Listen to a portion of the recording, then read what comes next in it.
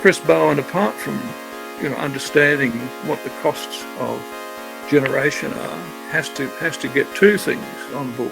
One is that the relevant cost is not the levelised cost of energy, it's the system levelised cost of energy.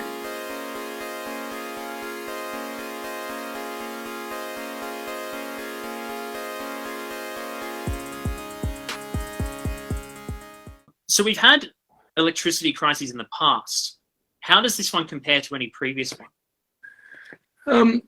Well, I suppose my lived experience in Australia, I'm a New Zealander who's been now in Australia for about 40 years, but certainly growing up in New Zealand, which had a nicely balanced electricity system with lots of South Island hydro feeding on snow melt and North Island hydro feeding on rains, more on rains, and a little bit of thermal in the system. But we still used to have power interruptions, power cuts, because often I suppose the developed world was still learning in those days about how to mount and how to make sure that the electricity system was reliable.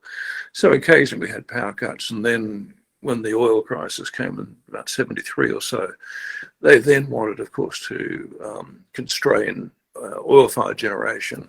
Coal-fired generation, there wasn't much of it, but there was an oil-fired station. So we enjoyed power cuts, and we had and our interruptible hot water systems in our houses would be switched off by ripple control by the retailers to try and manage peak demands and so on, and minimise burning of oil. But we've taken for granted, I think, in the past 20 or 30 years, having a reliable system, being able to turn on the switch and have electricity. And I was reminded of, it's a question a little bit like the question of asking kids these days where milk comes from. And they think it comes out of the bottle. And I remember someone, I think in the US, asked a whole bunch of people where electricity came from. And they said, basically said the socket in the wall, And I think of a lot of that's a testament, I think, to how much we've come to just expect it to be there. And I've had my issues with electricity planners in the past. I cut my eye teeth on engaging with the Hydroelectric Commission in the early 80s when I was in Tasmania for the first time. I had 4 years here then, over some of their evaluations for the Gordon-Below-Franklin dam scheme.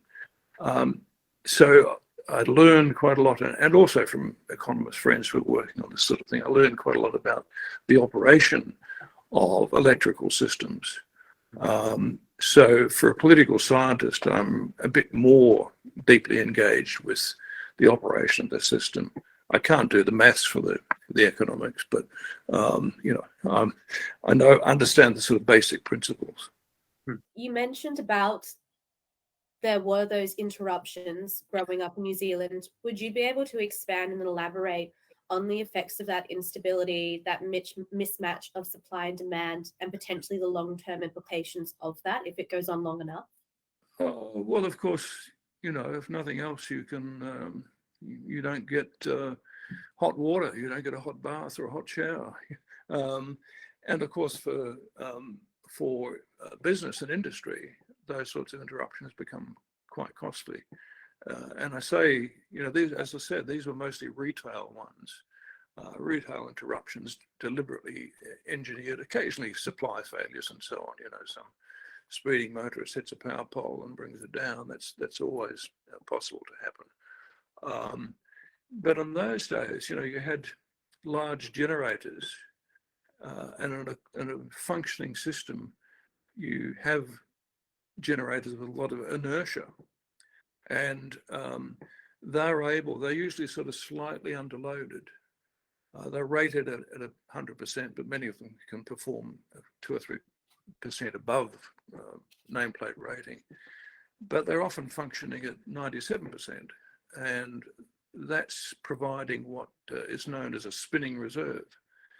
So if another generator on the system drops out suddenly, and we've had a couple of drop out recently.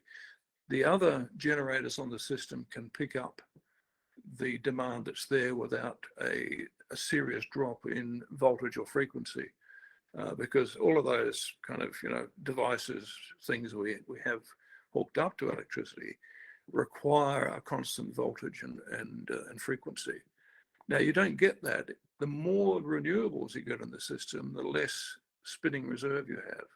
There was an occasion a couple of years ago where Alice Springs was heavily dependent upon solar generation. It would, you'd think a good idea in the middle of Australia, lots of solar energy, but a large cloud came over and covered the whole city, and there was such a catastrophic drop in generation. All of a sudden, the system wasn't able to pick up. There was no large, 500 megawatt generator operating at 96% somewhere that could pick it up and carry that. Do you think, so just sort of play devil's advocate, do you think this is more renewable alternatives in an infancy stage, and that this is something that can be overcome in the future? Because Western countries are moving towards a 2050 net zero targets. Yeah, I think a lot of European countries particularly are having second thoughts about that now. There are lots of things. There's a lot of optimism in the thinking that's driven the move to net zero, including the life expectancy of solar and wind generators.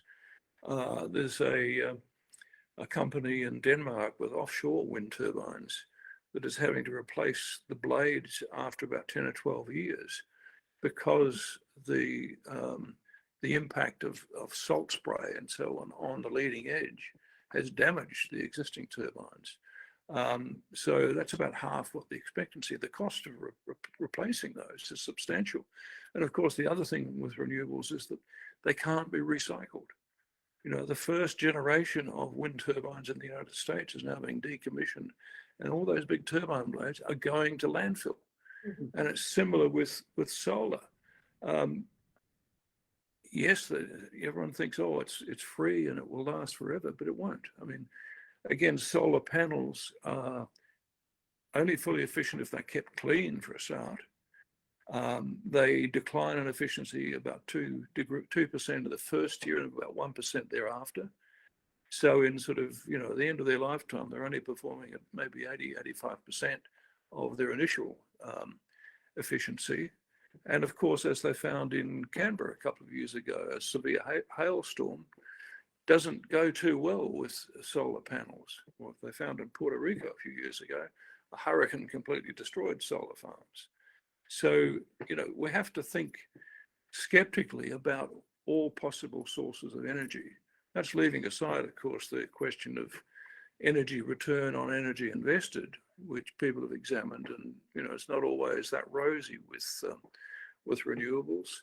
And the manufacture of solar panels, mostly in China, involves the use, sometimes people would say, using slave labor. Also require the use of solvents like nitrogen trifluoride and so on that are 20,000 times worse from the point of view of global warming potential than carbon dioxide.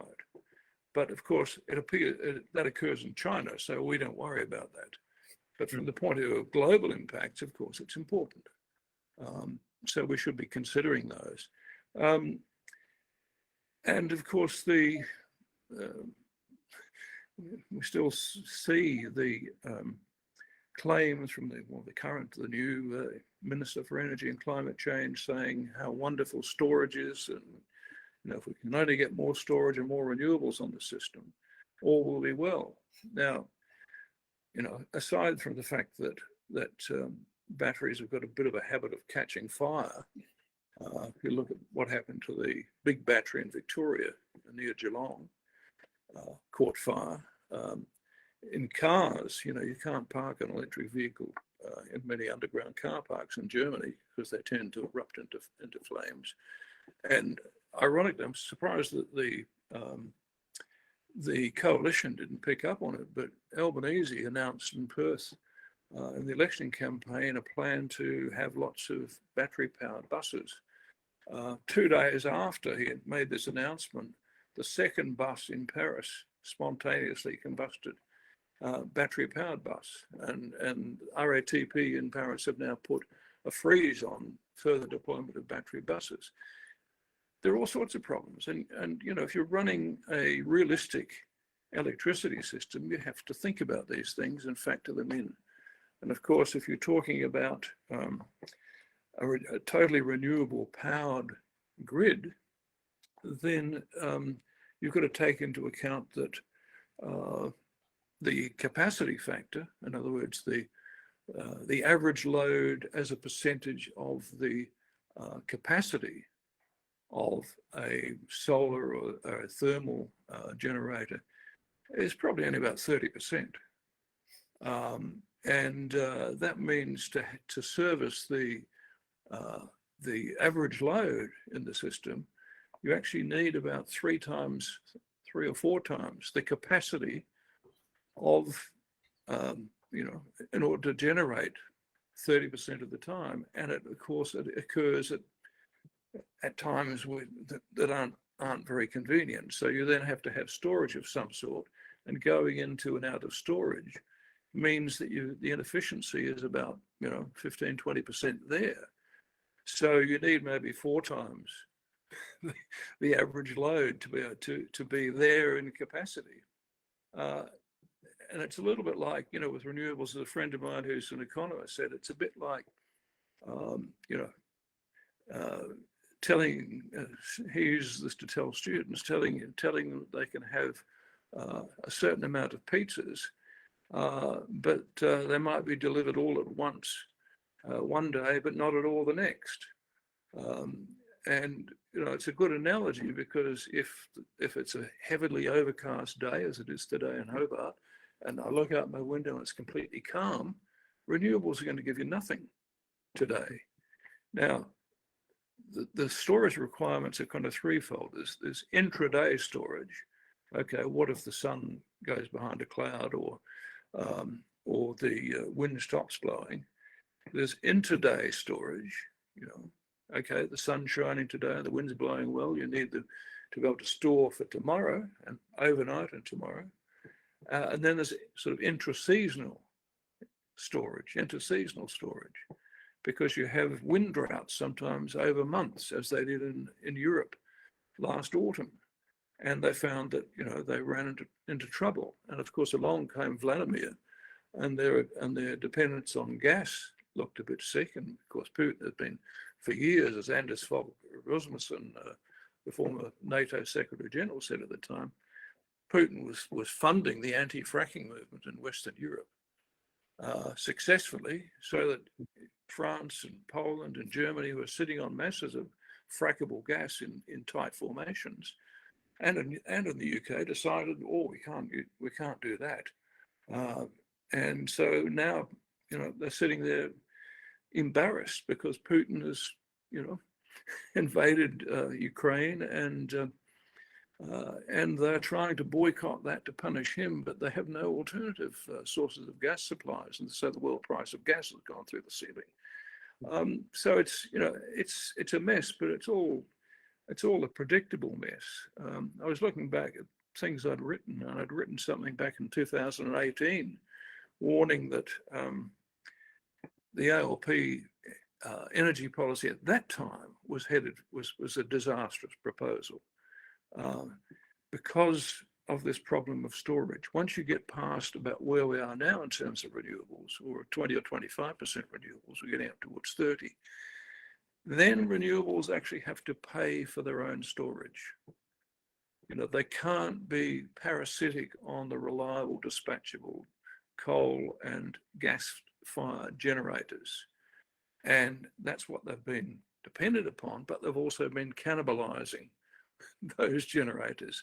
They've destroyed the economics of the coal-fired generators because they can't compete. The market works on 5-minute biddable blocks. Now, 5 minutes is useless to a coal-fired generator. They can't ramp up and down at 5 minutes notice. You know, once they're fired up, they either, the boilers are still burning and they're just venting steam or whatever. So it's actually been a market design failure that has advantaged renewables, including rooftop solar. And if you look at lazard.com, who give prices for different sources of generation, rooftop solar is one of the most expensive sources of generation. But in this country, we've been subsidizing rooftop solar while destroying the business case for dispatchable generation. And of course, as those stations approach the end of their economic life, they're kind of not prepared to spend huge sums of money on serious maintenance. So they're patching up their boilers, generators, and so on to kind of get them through to the phase-out date. And who would invest in a completely new generator when you've got less than 5 years to run to recover the cost of that? It's all pretty predictable. Now, Chris Bowen, apart from understanding what the costs of generation are, has to get two things on board. One is that the relevant cost is not the levelized cost of energy, it's the system levelized cost of energy. It's not the marginal cost, which is close to zero, marginal cost for solar, whether you're running it or not, in a market that's designed to advantage solar and wind. It's the cost of the backup and the additional transmission. Now, they've made explicit they're going to spend 20 billion, which is about the value of the current grid, on reinforcing the grid, which you have to do because if the capacity factor is, say, 25% of your renewable sources, you have to have a grid that can cope with 100% generation from those sources, but will only average about 25%. And if you can't cope with all of the renewable solar farms and wind farms and so on, then some of that is going to have to spill because you simply can't carry it. But the economics are just terrible. You've got to spend 20 billion and it's going to have a 25% capacity factor, let's say. It's just horrible. And all of this is known.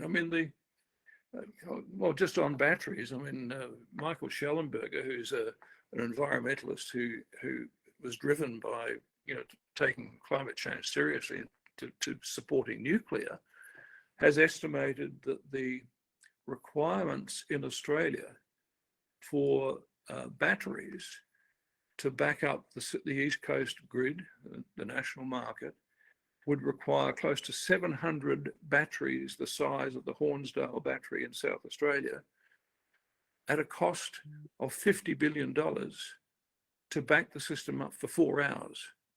So not even overnight, And there's all this stuff there. And the experience certainly in Germany is a great economist called Leon Hirth, who's done all this 5, 6, 7 years ago for Germany, and shown that the value of solar and wind just decline markedly once their share of the market expands into the territory that we're approaching now. And of course, we've done it in such a way that who's to blame the coal-fired generators for minimizing their maintenance? Who's to blame potential investors who are being screwed by the banks anyway and the hedge funds who've convinced everyone not to invest in, this stranded asset of coal mining that's seen the price of steaming coal quadruple as gas has got more expensive. So the whole thing's just a sort of mess, but it's a predictable mess. It's all there in the academic literature, what would have happened, and it's happened. But we've got to focus on the system levelized cost of energy, not the cost, not the local, not the levelized cost of energy. That was a really great summary. There's a few things there that I definitely want to come back to. Sure. One of the things you did mention is that the maintenance there and the multi-millions that have to be input by these coal providers, it's not worthwhile considering that they're going to become obsolete due to the demands of the government within, now it's 2030. So as we saw with AGL recently, they've had generators shut down, and they have decided not to give out guidance to their shareholders because they've said, we don't know what to do. We have to implement a strategic review in order to see what the best outcome is.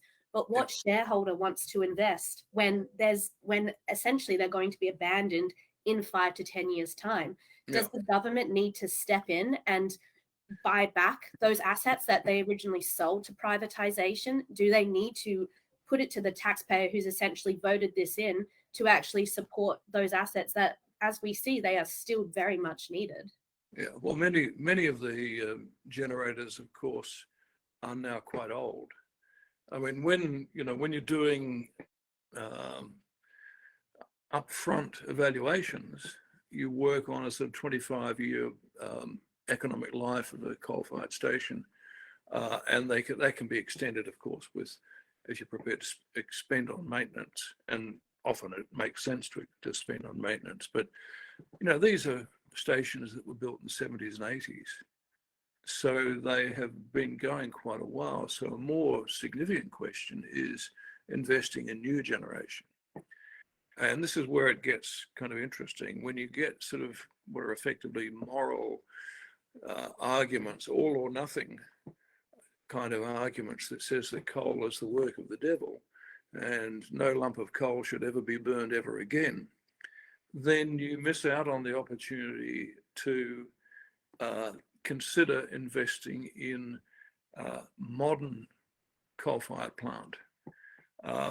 Now, the global fleet average for coal-fired pulverized coal power stations is about 34% currently. The average, the best in Australia with black coal, I mean, brown coal is less efficient. It's got a lot of water that has to be driven off first, and that takes up some energy. But the most efficient in Australia was the Millmerran power station. I actually worked as a sub-consultant on greenhouse aspects of that back for what was then Sinclair Knight Mertz, doing the environmental assessment on it. So 39% isn't bad. That was a supercritical station. But since then, we've now got best practices moved on even from ultra supercritical to advanced ultra supercritical. And advanced ultra supercritical, the latest station commissioned about a year ago in China, gives 49.1% efficiency. And for every 1% improvement in efficiency, it's estimated that greenhouse gas emissions reduce by 2 to 3%. So if you were to roll over the existing coal-fired stock as it comes up for retirement with ultra supercritical plant, then you would actually improve, taking 34% or thereabouts. I think Liddell and Vales Point and so on are around that kind of level. So there's about a 15% improvement available. And it was GE, it wasn't the Chinese who built this one in China. About a 15% improvement in efficiency and a 45%, 30 to 45% reduction in greenhouse gas emissions. But no one considers this, with the possible exception of Matt Canavan, who seems one of the few politicians that talks any sense on these things. But what's wrong with, reducing greenhouse gas emissions by 30 or 45% and having a good, reliable electricity system at low price? I do want to talk about something you mentioned in your previous answer, that this was a predictable mess. Is there any literature on this then being a planned mess? Ooh, well, I think it's, I don't know. I suppose from what I'm hearing, it seems as if it was designed so that you would eventually have to phase out coal. Oh yeah, I mean, I think that's been the intention. The intention has been we must get rid of coal, in order to meet targets of greenhouse gas reduction. Mm. So, you know, to that extent, yes, it's by design. But I mean, I speak to a few electrical engineers, and they're all, you know, gobsmacked to the extent to which this is happening. Their view is that any decent electrical engineer would say, "Don't do this." You know, you've got you're walking into a disaster. So you're not just reducing greenhouse gas emissions. You're destroying a reliable electricity system. You know, is that worth the cost? I suppose that's why I was asking, is there any literature regarding who has designed this? I'm not sure that I have seen it. I know, I mean, you know, I have occasional contact with a senior executive in one of the distribution companies who's pretty sound on these matters because he's been working on electricity economics for 30 plus years or 30 odd years, certainly 25. But I think a lot of it's just kind of Pollyanna-ish kind of naivety that, oh, you know, we can, if we destroy the coal generators, we'll have a lot more renewables, and that'll all be hunky-dory because look, renewable batteries, you know, and no one's actually sort of sat down and looked at what material requirements of batteries is enormous. You know, you put those 700 Hornsdale-sized battery arrays out there. One of the reasons I think why the Minerals Council is probably not, and the minerals companies are not too disappointed with current policy settings, because Australia has some of those minerals required, and so that's going to be a bit of a bonanza. But I think, you know, rather than just conspiracy, I mean, stupidity is a better explanation. Having said that, there is no shortage of hedge fund operators who have been pushing for this. It's not just, you know, the Russians, and the congressional inquiry in the United States found that the Russians were actually funding a lot of social media interventions with false flag operations in the US. But people like Michael Bloomberg has increased his net wealth from about 30 billion to about 60 billion, whilst donating substantial sums to the Sierra Club and others for their Beyond Coal campaign, and going long on natural gas. You know, the movie Gasland that turned a lot of people against fracking was funded by George Soros, who then subsequently invested in gas in Argentina. One of my favourite ones is Sir Christopher Hone in the UK, and operates hedge funds and NGOs in North America. Has given about £200,000 to Extinction Rebellion. You know, Extinction Rebellion come across as a bunch of Marxist kind of, you know, anti-capitalist worrywarts concerned that we're all going to hell in a handcart. But they've taken money from Hone, you know, and Hone then, I think this was announced a month after Extinction Rebellion were going to protest and occupy the expansion of the Heathrow Airport scheme. And it turned out that Hone had recently invested in the company that owned Heathrow Airport. Now, I don't know whether he did that after, you know, the threats from Extinction Rebellion drove the share price down or what, but he's also invested in airlines, you know, and none of these NGOs can do any research and see, A, where the money is coming from, question why they might be being given the funds. But, you know, as I say, they sound sort of anti-capitalist, but they are in many ways kind of proxy actors on behalf of capitalists. But, you know, look at the hedge fund operators, see where the money is coming from. We recently had Western Energy before this all kind of decided to become, I guess, well known among everyone. Western Energy collapsed, and the managing director, I believe, said that, quote, the fact that Australia is the world's largest exporter of coal and gas, and yet our domestic prices are at unprecedented high levels, highlights real policy failure. And to note on that is we suddenly then had the following week caps put on, which economically makes no sense. No. So has this been, you would think that this has been known for a while, and obviously they need something immediate to help with the gas prices. Yet would this have not been known months ago that something needed to be done to go to the providers to provide some type of incentives, subsidies, tax breaks, anything, realizing that we need this and it's about to come to a blow? Well, I think, a good start might be to allow gas and oil exploration companies to drill. I mean, both the New South Wales and Victoria governments that are crying out for, gas to be sent down the pipeline from Moomba or from coal seam gas in Victoria, both have prohibited drilling for fresh, not just fracked gas, but ordinary natural gas. And of course, they are now, we're all suffering the consequences of that.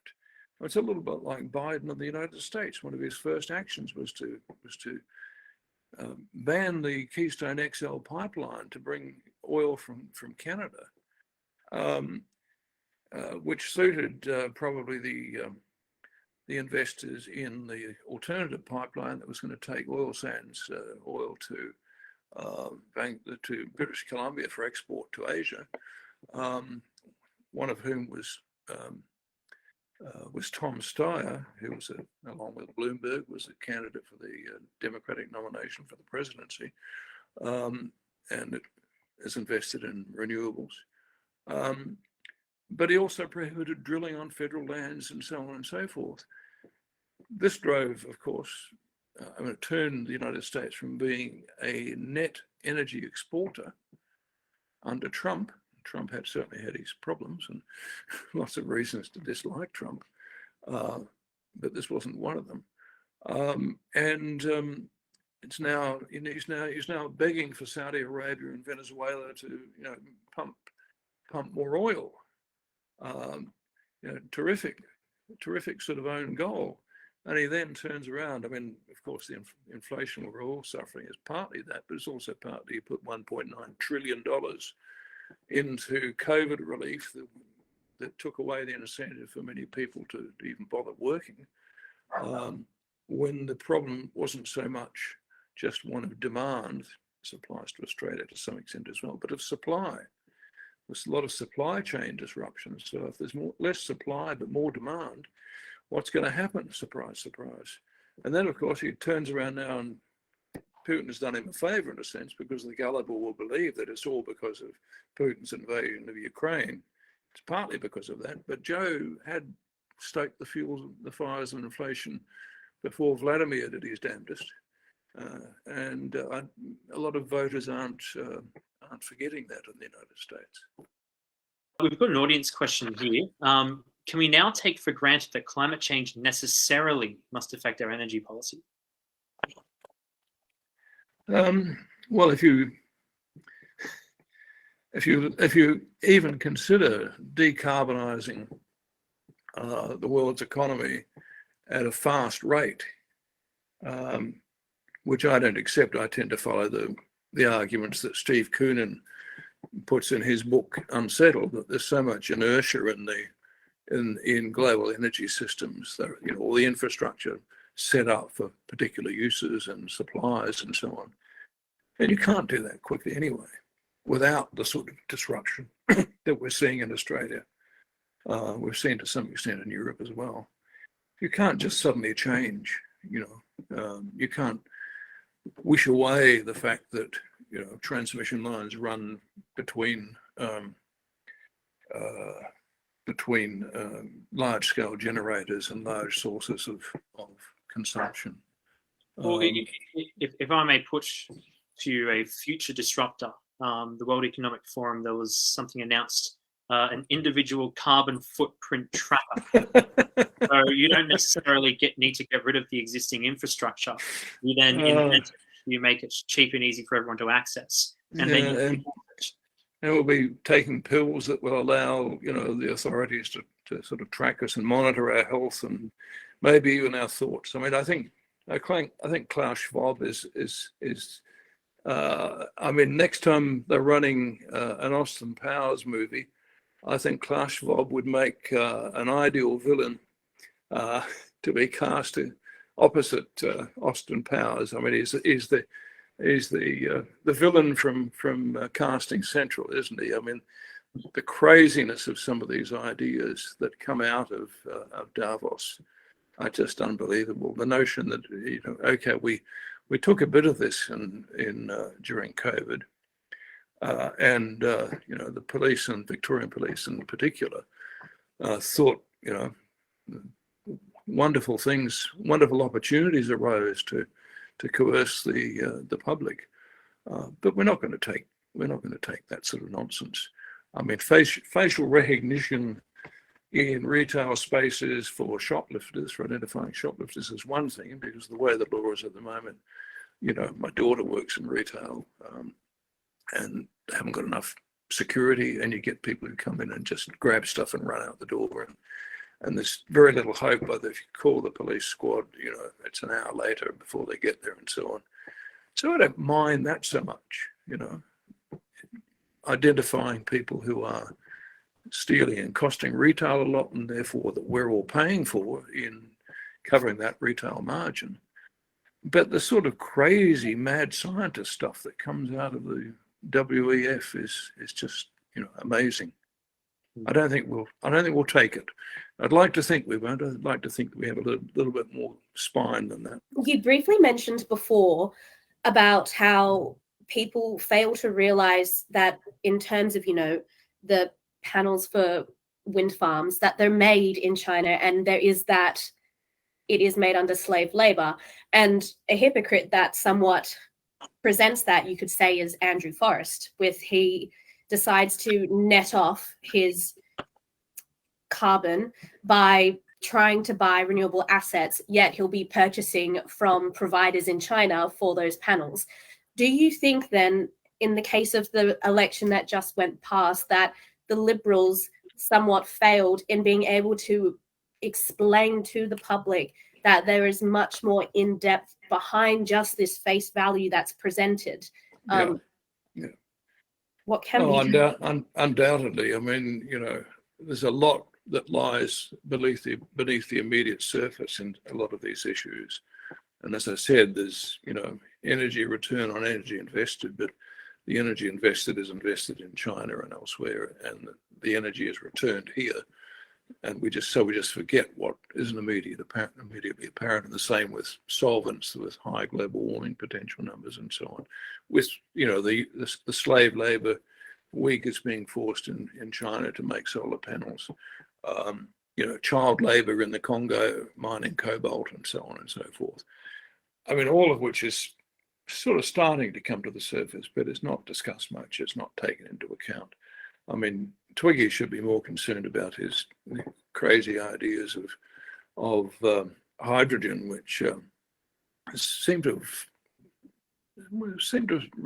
receded a little bit. The hydrogen future. I mean, hydrogen's I think the energy efficiency is not particularly good as a storage device, but the hydrogen atom is such a small molecule that it goes through and penetrates steel, so normal pipelines can't be used because it leaks out. I heard an anecdote recently of a gas-powered BMW owner in Germany who was away for 2 weeks and came back, and his BMW that he'd filled with hydrogen was empty. And it was empty because it's very prone to leaking. It's also prone to, catching fire and exploding. But a lot of people for some years, and I think back in 2014, I had an interview with Brice Lalonde, who was once a green environment minister in France, who was very sanguine about hydrogen and hydrogen cars and so on then. But we're 8 years down the track and there's not a lot of positive progress. There's a lot of talk about it, but there's a lot of craziness. I saw a report this morning, I haven't followed it up, that there are solar farms in the Northern Territory that haven't been used yet, probably because they're not connected. But, we also had this crazy proposal. I think the Singaporeans have saved us by refusing to buy the output of Mike Cannon-Brookes' idea of a huge solar farm in the northwest and then sending it by undersea cable to Singapore. Now, the undersea cable would have been 4 times the length of the largest current undersea cable, which runs from the north of England to Norway. That's only recent, so we haven't got a lot of experience with that. Now, so 4,000 kilometres of undersea cable, what could go wrong? Bass Link across Bass Strait has failed once. I think Singapore would be a little bit wary of relying too much on that. If they didn't behave themselves, some foreign power might quite easily cut the cable. Leaving aside the sort of natural risk of long DC cables. So there's a need for old curmudgeons like me to raise awkward questions about all this stuff. It reminds me of one of Aesop's fables where called the Mice and Council, where the mice are concerned that the farmer's cat is taking too many of their number. So they all meet and agree that what they should do is put a bell around the neck of the cat so they can hear when the cat is coming and escape. And they all agree this is a terrific plan, but some old curmudgeonly mouse says, I just have one question. Who's going to bell the cat? And we're kind of, enthusiasm for things without questions being asked, does not lead us to good places. And both science and politics, in fact, policy making, both depend upon questions being asked. Sir Karl Popper put it that science advances by disagreement. And so unless we have disagreement, and of course, disagreement is not permitted with climate science. I've already been labelled a denier, which is, of course, a deliberate attempt to liken me to a Holocaust denier, which I've traced back, in a book of mine to the response to Bjorn Lomborg's book. He questions the 50,000 supposed extinctions every year. He's like a Holocaust or an AIDS denier. Now, of course, with the Holocaust, the victims were all known. They had birth certificates, they had lives, they had, businesses and lives. And I've been to the Holocaust Museum in Paris and seen the meticulously kept card indices of victims who were sent off in the deportation. There are bureaucratic records of these things. And my view has always been that Irving, the Holocaust denier, shouldn't be muzzled because he makes ridiculous, falsifiable claims that can be falsified. The Nazis and their sympathizers were meticulous record keepers. If it's all fake, then someone's gone to an inordinate length to create the records that give it the appearance of having done so. I suppose so we need skepticism and we need disagreement. But we need to not end up like the ending to The Fox and the Grapes from Aesop's Fables, where we jump for the grapes, we can't reach them, we decide they were sour, we walk off. Yeah, yes, exactly. We need to keep the pressure on. If I can very quickly ask, what literature do you recommend to students?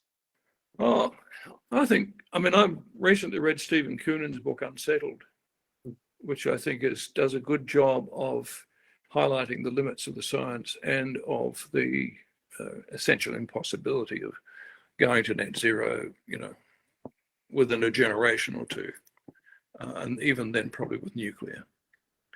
And he was employed once by BP during their Beyond Petroleum enthusiasm to look into this. So he knows the difficulty of renewables. Well, thank you very much, Aynsley. That's all we have time for. Aynsley Kellow, Emeritus Professor of Government at the University of Tasmania. Thank you for coming on to Sunday Sessions. My pleasure, and thank you. Thank you. This has been a Macquarie University Liberal Club production. My name is Andrew Cremon. I've been joined with Isabella Anderson. We will see you next week. Farewell.